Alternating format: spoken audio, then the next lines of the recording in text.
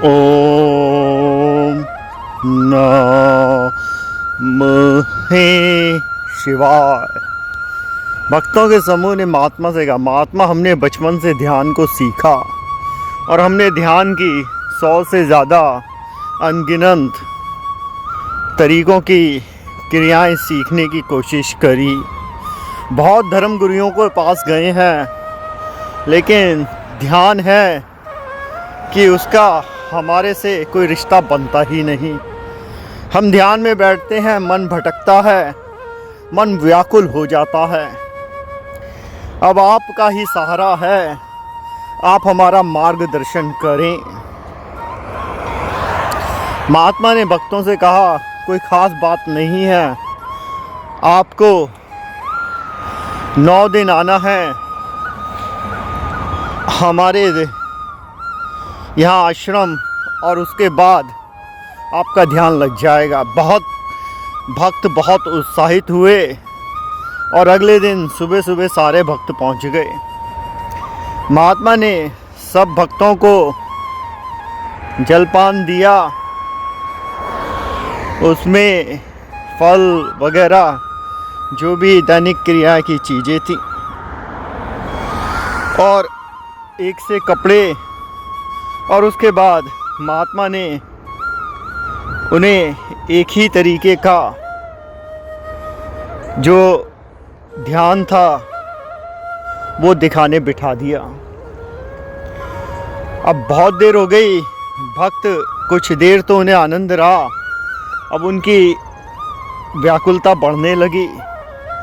अब दोपहर का समय आया, भोजन में भी वही दिया गया जो सुबह नाश्ते में दिया गया। अब शाम को चलने का वक्त था, महात्मा ने फिर से वही खाने पीने की वस्तुएं दी, वही मंत्र का जाप और ये सब कुछ दिया।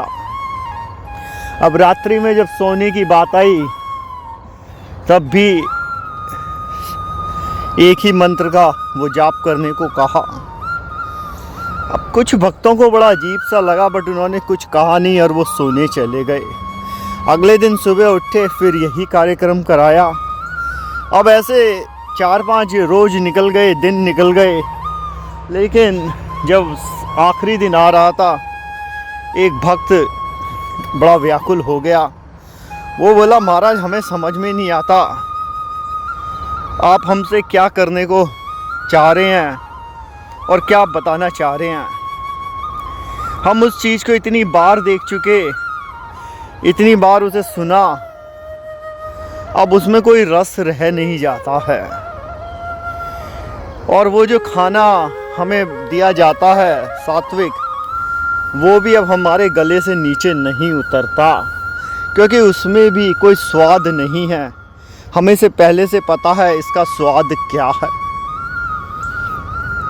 महात्मा मुस्कुराए और सब भक्तों से बोला, जब आपको ये बोध हो गया, 9 दिन में आपको एक से कपड़े पहनने को दिए गए, एक सा कार्यक्रम दिया गया, सुबह से शाम तक का एक सा भोजन दिया गया, लेकिन 9वें दिन ही आप कह रहे हैं अब आपको इसमें कोई रस नहीं रह गया, स्वाद नहीं रह गया, और आप कुछ बदलाव चाहते हैं।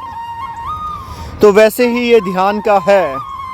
आपका जो मन है वो संसार में इसलिए अटका है, सांसारिक वस्तुओं में, सांसारिक रिश्तों में, क्योंकि आपने जो दैनिक जीवनचर्या है उसे ध्यान से देखा ही नहीं है। जब आप उन रिश्तों को देखेंगे, उस माया को देखेंगे, उस लालच को देखना शुरू करेंगे, उस अहंकार को देखेंगे, दर्शा का भाव हो जाएगा, साक्षी भाव हो जाएगा, तो धीरे धीरे मन स्थिर होना शुरू हो जाएगा, उनके होने ना होने का मतलब ख़त्म हो जाएगा। जैसा गीता में कृष्ण कहते हैं, फिक्स माइंड हो जाना। योगी पत्थर को भी और हीरे को भी और कांच को भी समान रूप से देखता है। बुद्धने का मध्य में हो जाओ, और जब आपका उन जिन वस्तुओं पे आकर्षण है, आपका जो सोने चांदी के सिक्के आपको व्याकुल करते हैं, जब आपको वो कंकड़ पत्थर की तरह दिखाई देंगे अगर आप उन्हें ध्यान से देखें, क्योंकि उनमें कोई ऊर्जा नहीं है। अब जो बचेगा आपका ध्यान जो दूसरी तरफ जाएगा वो आप ध्यान में हो जाएंगे, क्योंकि आपका ये मन ये भी बदलाव चाहता है। लेकिन अब ये जो बदलाव होगा ये अच्छा बदलाव होगा। और याद रखें ये सांसारिक बदलाव नहीं है। संसार की वस्तुओं में आज रस है कल ख़त्म हो जाता है, क्योंकि इंसान की बनाई हुई चीज़ें हैं। लेकिन जो परमात्मा का आनंद है, जो परमात्मा है, उसका बनाया हुआ चाहे जल है, चाहे थल है, चाहे वायु है, चाहे अग्नि है, आकाश है, इनमें जब एक बार ध्यान लग गया तो ये भगवान के वो हिस्से हैं जिससे आप ध्यान में हो गए। और ध्यान में क्या हो गए, आप अपने आप को इन 5 हिस्सों में खो देते हैं। जब आप इसमें खो जाते हैं तो आपका ध्यान होता है। आज समस्या ये है, आप जब बैठते हैं आप कहते हैं मैं ध्यान करना चाहता हूँ, चाहती हूँ, और जो आपका अचेतन मन है वो व्याकुल है, क्योंकि वहाँ ध्यान की कोई समस्या है ही नहीं, क्योंकि उसे कुछ पता ही नहीं करना क्या है। और आपका मन बार बार संसार में डोलता है। आप ध्यान से उन्हें देखिए, आप सालों से एक ही काम करते आ रहे हैं लेकिन वो ध्यानपूर्वक नहीं कर रहे। जैसे ही आपने ये सांसारिक जीवन को ध्यानपूर्वक जिया तो आपका सांसारिक जीवन से मोह खत्म हो जाएगा।